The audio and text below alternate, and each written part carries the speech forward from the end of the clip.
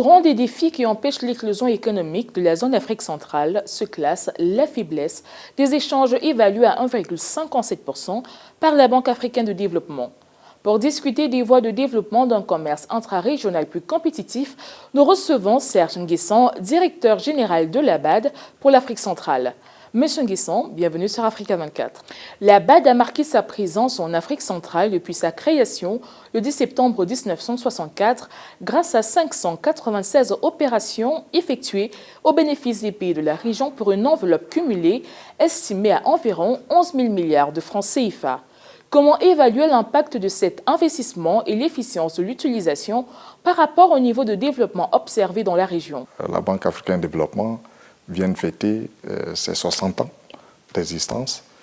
Et la première question que vous me posez est au cœur des grands objectifs de la banque. C'est effectivement d'avoir de l'impact sur la vie des populations que nous servons. Le volume d'investissement en Afrique centrale, vous l'avez indiqué, 11 000 milliards de francs CFA depuis 1960, c'est énorme en termes de ressources. Lorsque nous prenons l'Afrique centrale, avec cet investissement, nous avons pu intervenir dans tous les secteurs clés des économies de ces pays. Pour nous, l'Afrique centrale couvre 7 pays, les pays de la CEMAC et la RDC. Mais dans chacun de ces pays, toutes les grandes réalisations, depuis 1972, où la Banque africaine de développement a commencé ses premières opérations dans la région, toutes les grandes réalisations de ces pays-là, la Banque a contribué au financement de ces réalisations. J'insisterai sur des domaines clés pour la Banque africaine de développement depuis ces 60 ans.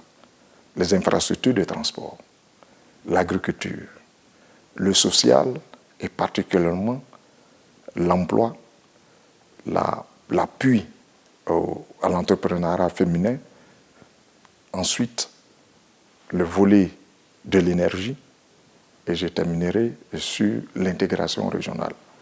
Sur les infrastructures de transport et d'énergie, tous les grands projets en Afrique centrale, nous avons la contribution de la Banque. Je commencerai au Cameroun, où les grands barrages, le dernier que nous venons de financer, c'est le barrage de Nachigal. Mais tous les grands barrages ont eu des investissements de la Banque.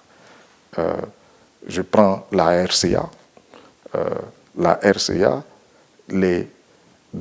malgré les périodes de crise, la réhabilitation de tout le système électrique et le barrage de Bouali est financé par la Banque africaine de développement. L'énergie qu'on reçoit actuellement en RCA provient des investissements de la Banque africaine de développement. Je peux citer tous ces exemples. Donc les impacts sont réels. Sans électricité, par exemple, vous n'avez pas d'économie. Le transport, j'insisterai sur tous les grands corridors en Afrique centrale. Les corridors entre N'Djamena et Douala, la Banque africaine de développement fait des investissements. Le corridor entre Yaoundé et Brazzaville, la Banque africaine est impliquée.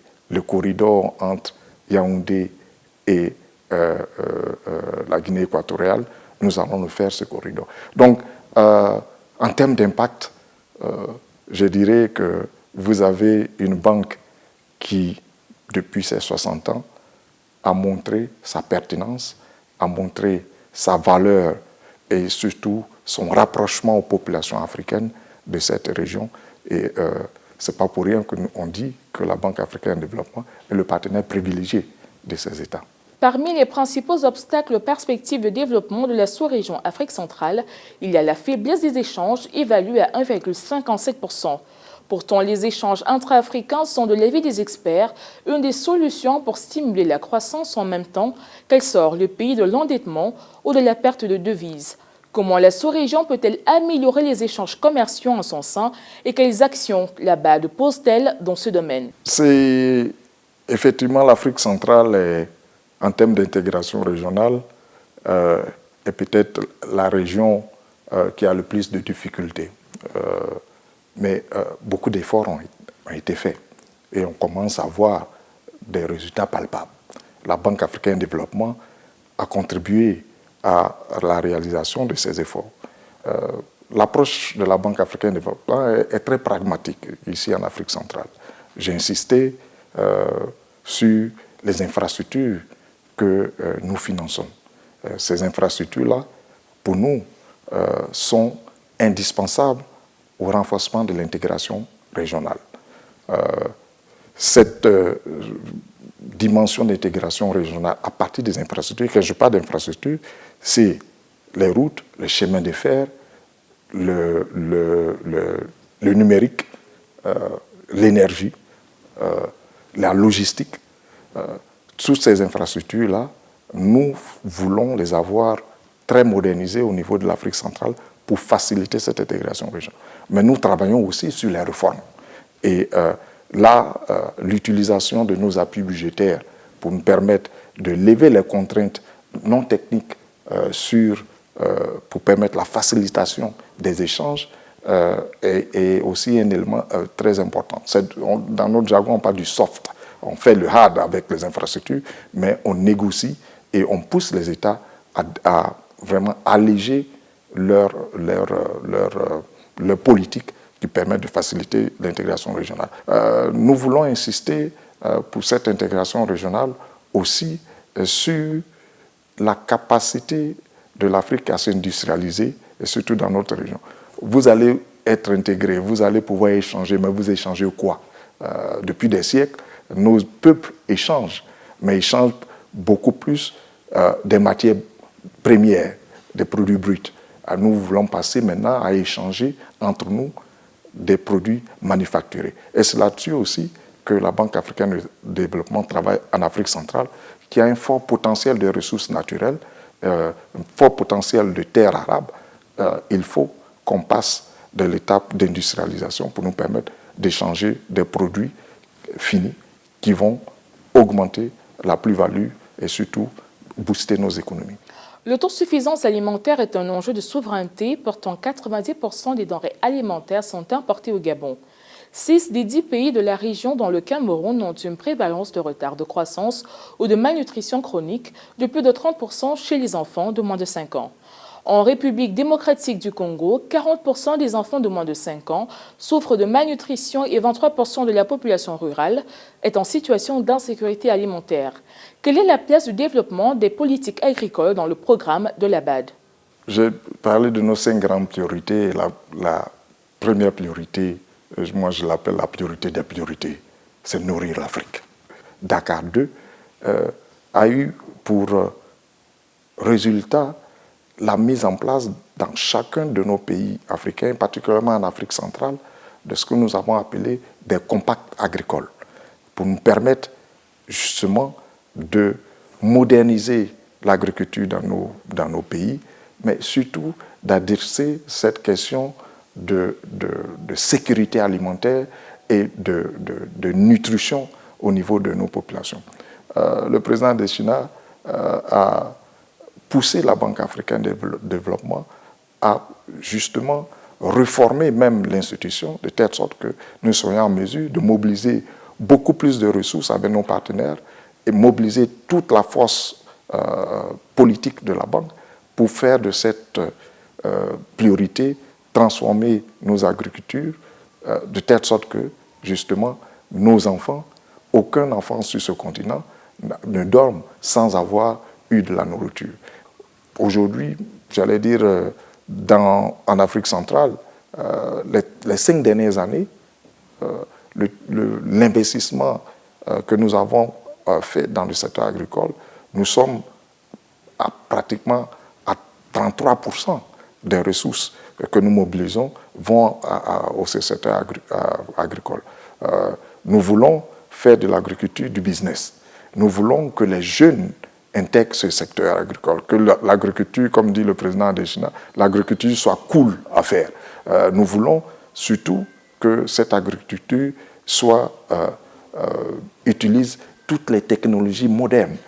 C'est pour cela que l'initiative qui a été lancé par la Banque africaine de développement pour fédérer tous les résultats de recherche, pour ne pas qu'on réinvente la roue, nous permettent de pouvoir exploiter ces résultats de recherche et pour améliorer, augmenter la productivité de notre agriculture.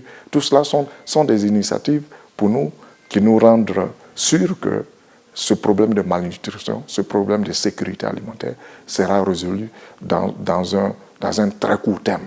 Quels défis vous semblent les plus urgents à relever en Afrique centrale pour permettre aux pays de la sous-région d'améliorer leur niveau de développement et d'être plus compétitifs par rapport à d'autres régions du monde? Je dis que la région est certainement la région la plus riche sur ce continent en termes de ressources naturelles. Nos économies sont beaucoup plus des économies basées sur ces ressources naturelles, mais particulièrement le pétrole, par exemple, les minéraux en RDC sont des économies basées sur les matières premières. Il faut que nous arrivions à diversifier nos économies. Il faut que nous arrivions à diversifier nos économies. Et je fais le lien avec l'agriculture moderne, qui, pour nous, l'agro-industrie, sont des secteurs qui doivent être mis en avant pour faciliter cette diversification de l'économie. Mais une problématique aussi importante, pour faire tout cela, il faut avoir une stabilité économique, macroéconomique très bonne. Donc les réformes sur le plan financier, sur le plan économique, sur le plan budgétaire doivent être continuées. Particulièrement insister sur les réformes en matière de gouvernance. Nous avons une grande difficulté dans cette région, c'est notre capacité à faire des investissements, comme on dit, des investissements productifs.